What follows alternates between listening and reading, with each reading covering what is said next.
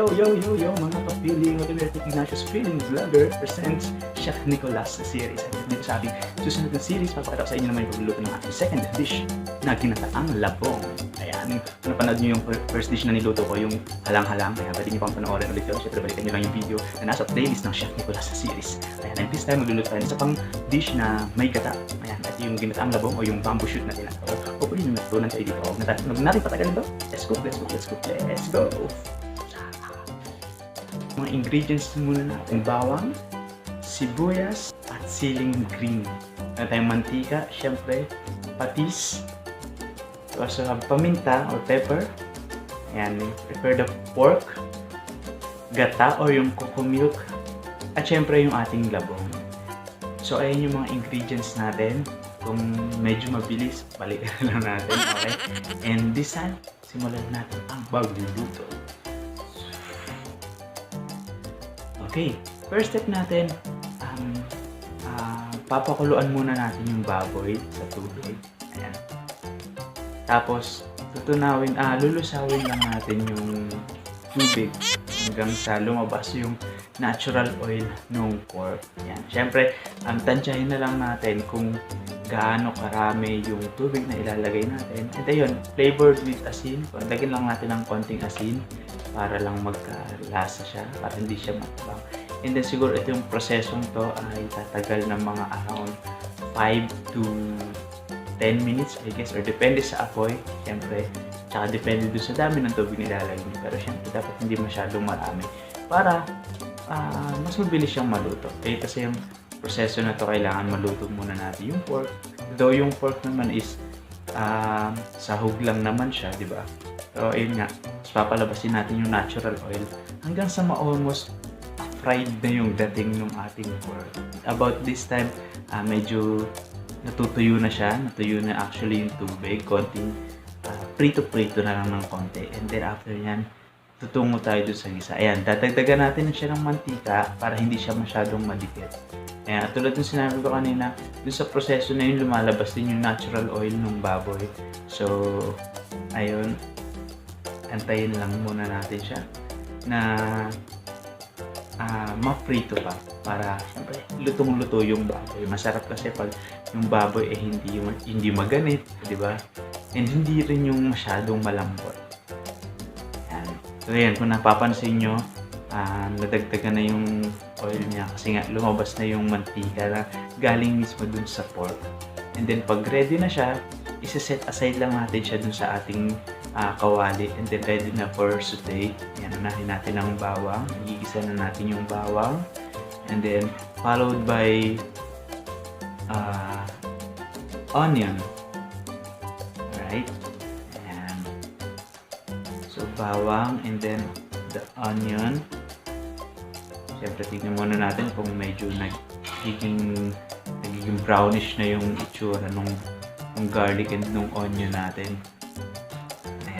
So, ayan, medyo naluluto na siya. And then, lalagyan natin ng patis or ng fish sauce. Ayan yung pinaka-pampalasa natin. Isa sa mga pampalasa natin. Bukod dun sa nilagay natin na asin, dun sa pagboboil ng pork kanina. So, lalagyan natin siya ng patis. Ayan, syempre, saute natin. Ayan. Sa mga pagluluto na normally, ganyan, saute lang, di ba?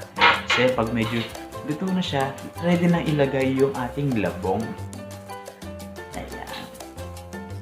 Lagay natin siya, sama natin siya sa gisa.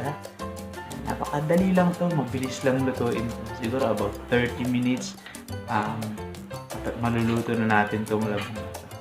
Ayan, so gisa lang natin siya, continuous stirring lang, or stir occasionally for about 5 to 7 minutes, I guess. Ayan. And then ready na yung gata natin. Yung gata natin pala, dalawang beses siya piniga. So yung una kong nilagay is yung unang piga ng gata. Yung pinakaunang pinagpigaan ng gata, yun yung unang natin inilagay sa kanya.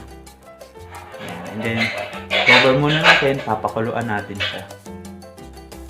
And then right after, siguro mga around 5 to 7 minutes ulit, tignan natin siya, check natin siya, then stir occasionally. And then you can put the pepper already.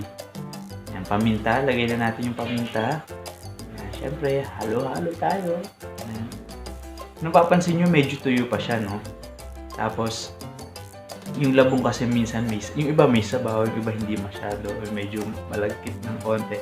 So, instead na lalagyan natin siya ng tubig, ayun yung purpose nung 2 beses siya pinigaan. Ayun na yung isa pang pinagpigaan ng gata. Nung niyog rather. So, 2 beses piniga yung niyog, kaya meron tayong 2 set ng gata. Yung isa yung sobrang, sobrang ma-creamy pa, something, gano'n. Yung pangalawa, syempre hindi na masyado. But then, yung lasa nung gata, nandun pa rin. Ayun na yung pinaka naging sabaw natin sa kanya. Pero ayun, tong labong na to ay hindi siya ganun kasabaw. Medyo saucy siya. Ayan. Papakuloan natin siya ng mga around 10 minutes siguro. So, ayan. Syempre, titikman natin para malaman natin kung sakto na ba yung tabang niya, or kung kailangan dagdagan pa ng flavor or what. Pero mas maganda kung hindi masyadong maraming flavor para at least konting-konting adjustment lang yung gagawin natin, diba? And then you can put on the sili or the green pepper. And then papakulan ulit natin siya for around mga 5 minutes siguro. And then I think ready na siya. So ready na ang ating ginataang labong.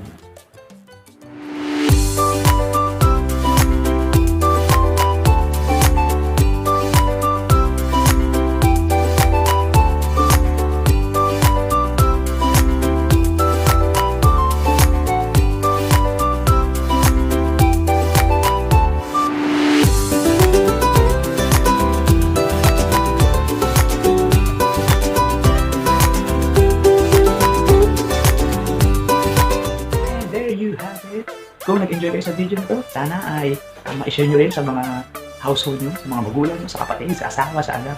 Lalo na sa mga mahilig sa gulay. Gulay ba? Anyway, sa mahilig sa pagkain.